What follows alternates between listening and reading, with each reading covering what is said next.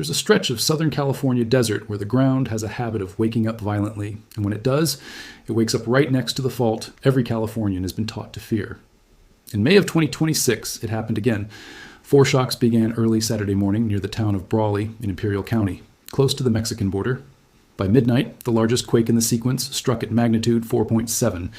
Before the activity finally slowed, more than 350 earthquakes had rattled the region in under 48 hours, felt from the Coachella Valley down to Calexico, across the border into Mexicali, and as far away as San Diego. Nearly 200,000 people felt the ground move.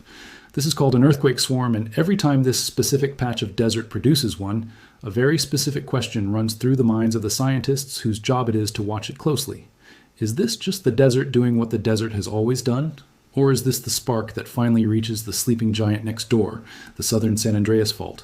To understand why this question gets asked so seriously, you have to understand exactly where this is happening, because the location is the entire story. Near the shrinking, salty Salton Sea, just south of it, sits Brawley, positioned inside what geologists call the Brawley Seismic Zone.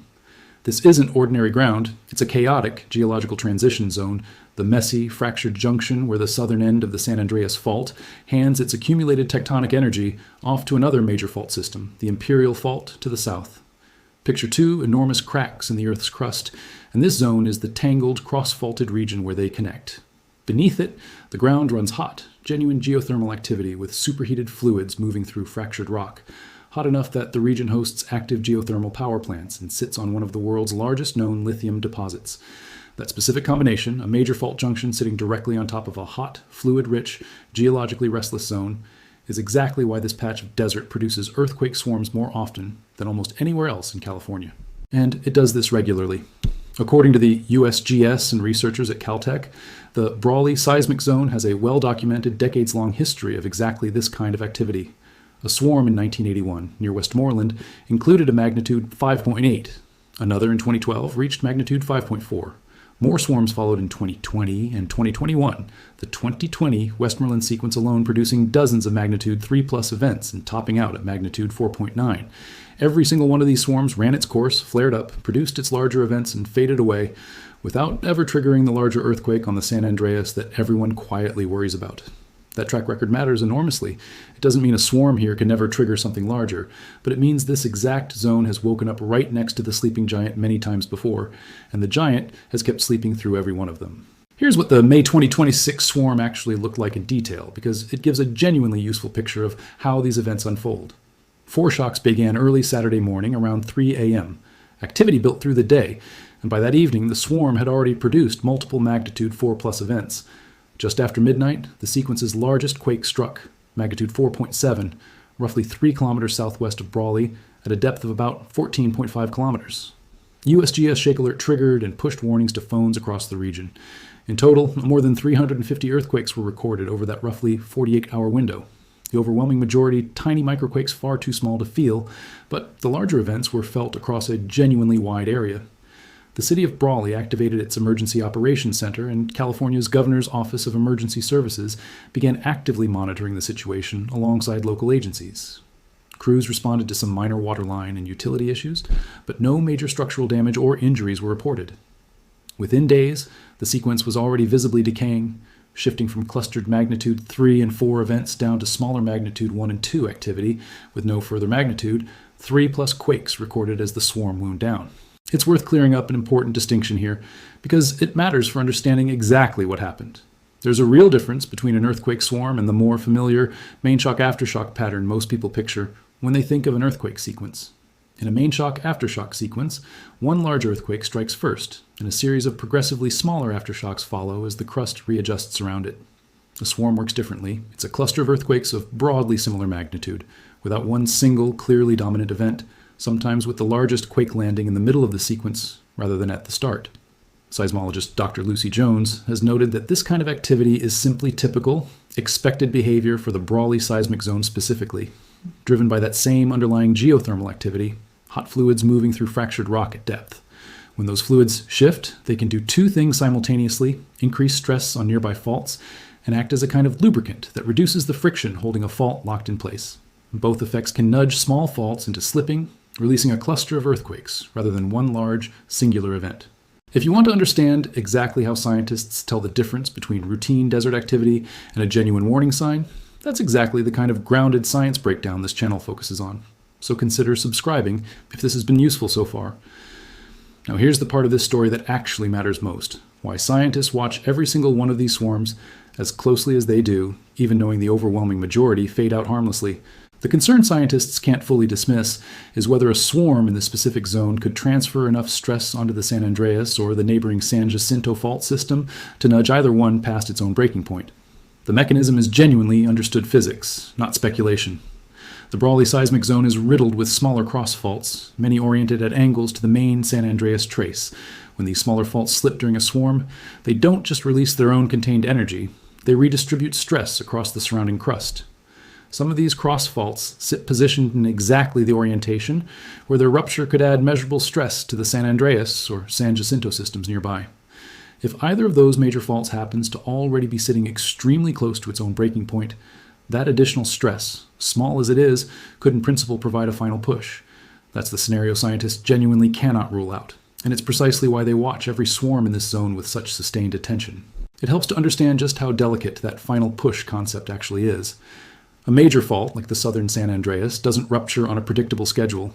It accumulates stress slowly, over centuries, as tectonic plates grind past each other until the built-up strain finally exceeds the strength of the rock holding it locked in place. Think of it like a fully drawn bowstring. For most of that long cycle, a small additional tug does essentially nothing because the string isn't anywhere near its limit. But if the string is already stretched right to the edge of breaking, even a small additional pull could be exactly what causes it to snap. The genuine difficulty is that scientists cannot directly observe with certainty exactly how close the southern San Andreas currently sits to that limit. They know it's been accumulating stress for a very long time, and they know it's considered far along in its overall cycle. What they can't know with precision is whether it currently sits at 95% of its breaking point or 99.9%. And that fundamental uncertainty is exactly why a swarm that transfers even a small amount of stress toward the fault receives such careful, sustained scrutiny.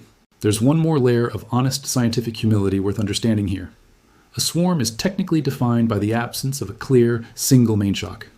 But that classification can genuinely only be confirmed after a sequence has fully played out. While a swarm is actively unfolding in real time, there's always some small possibility that what looks like a swarm is actually a series of foreshocks. The warning tremors preceding a larger main event still to come. The distinction between foreshock, main shock, and aftershock is only ever fully applicable in hindsight, which is exactly why scientists continue monitoring hour by hour throughout an active sequence. Rather than declaring the elevated risk over the moment, the shaking noticeably slows down. This is also where one of California's most important modern earthquake tools comes directly into play. The statewide Shake Alert early warning system uses a dense network of sensors capable of detecting an earthquake's first, fastest moving waves the instant a rupture begins, pushing alerts to phones and connected systems in the seconds before the slower, more damaging shaking actually arrives. During the May 2026 swarm, Shake Alert triggered on the larger events in the sequence. A few seconds of warning isn't much time, but it's genuinely enough to drop and take cover, enough to automatically stop a train, enough to pause a surgical procedure already in progress. In a zone that produces this kind of activity as regularly as Brawley does, that early warning system gets a real recurring workout. So what specifically are scientists watching for during an active swarm to distinguish routine activity from something more concerning? The first thing is the overall trend, whether the swarm is decaying or accelerating. A normal benign swarm peaks, and then the rate of earthquakes steadily declines as accumulated energy bleeds away. Exactly the pattern the May 2026 swarm followed. What would concern researchers instead is the opposite, a swarm that keeps intensifying, with quakes growing more frequent and larger over time rather than tapering off. The second thing they track is migration, mapping every earthquake's precise location in 3 dimensions to see whether activity stays contained within the Brawley zone, or instead creeps steadily toward the main trace of the San Andreas itself, which would suggest stress actively transferring toward the larger, locked fault. The third factor is the behavior of the largest individual events within the sequence, specifically whether the biggest earthquake in the swarm keeps getting bigger as the sequence progresses. And the fourth is what researchers sometimes call the silent data, using GPS instrumentation and satellite radar to watch for any subtle ground deformation that might indicate the deeper fault system beginning to respond to the added stress. All of this feeds into a running, quantified risk calculation, and that calculation produces genuinely useful numbers. On an entirely ordinary day, the estimated probability of a magnitude 7 or greater earthquake striking the southernmost San Andreas sits at roughly 1 in 10,000. When a swarm ignites in this connecting zone, that probability temporarily rises. In past events, USGS has stated that risk can become elevated to roughly 100 times the normal background rate, into the range of approximately 1 in 100 for that specific elevated window. Sit with that carefully, even at that elevated level. There's still a 99% chance nothing catastrophic follows. But relative to the everyday baseline, that represents a genuine 100-fold spike. And when the potential event in question is a magnitude 7.8, capable of devastating a huge swath of Southern California, that temporary elevation is taken seriously rather than dismissed. This has played out in official policy before. Following a previous notable swarm near Bombay Beach on the Salton Sea, California's Office of Emergency Services issued a formal earthquake advisory across 8 counties, informing residents that the probability of a major quake was temporarily elevated for roughly a week. That's not speculation or fear-mongering.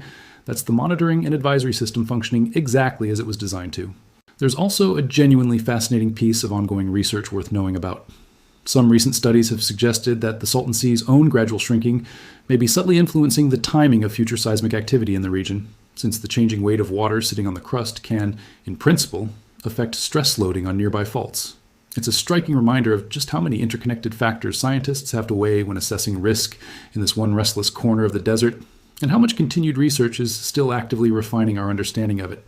There's also a genuine physical reason these swarms tend to stay contained rather than escalating into something dramatically larger on their own.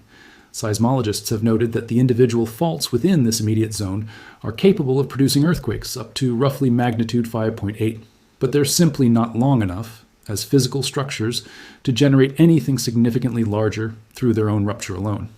An earthquake's maximum possible size depends directly on the length of the fault that breaks. Longer faults can sustain longer ruptures and release more total energy, while these particular cross faults within the Brawley zone are comparatively short. That means the swarm itself, regardless of how many individual small earthquakes it produces, is physically bounded in what it can generate on its own. The genuine concern was never that the swarm itself would suddenly produce a massive earthquake. It's specifically whether the stress redistribution from these smaller, contained events could nudge the much longer, already highly stressed San Andreas or San Jacinto fault systems past their own separate breaking point. Because a swarm like this can't be predicted in advance, and because the appropriate preparation is identical whether the next swarm fades harmlessly or eventually precedes something larger, the practical takeaway for anyone living in earthquake country is fairly straightforward. Standard emergency preparedness guidance calls for at least a week's supply of water, roughly 1 gallon per person per day, non-perishable food, any necessary medications, flashlights, and batteries readily accessible. Securing tall furniture and water heaters to wall studs, knowing the location of a home's gas shutoff valve, and practicing the standard drop, cover, and hold on response until it becomes automatic are all standard recommendations from California's emergency management agencies. Signing up for Shake Alert-powered notifications provides that same few seconds of automated warning demonstrated during the May 2026 swarm. And having an established family communication plan matters specifically because cell networks frequently become overwhelmed or fail entirely during a genuinely major seismic event. So here's the honest bottom line. When a swarm like this wakes up next to the San Andreas, the overwhelmingly likely outcome, by a wide margin, is exactly what happened in May 2026. It peaks, it decays, and the temporarily elevated risk passes along with it. This isn't a prediction that a larger earthquake is imminent. It's an honest accounting of a real, temporary, modest elevation in risk, watched with genuine scientific care, specifically because the potential stakes involved are so significant. The swarms near the Salton Sea aren't a malfunction or a false alarm. They're the sound of a living, restless fault system doing what it has done for tens of thousands of years, releasing pressure in small, contained bursts, redistributing stress, occasionally testing the strength of the much larger fault system sitting right beside it. We'll continue tracking every new swarm in this zone and any updates from official monitoring agencies as they come in. Thank you for watching, and I'll see you in the next one.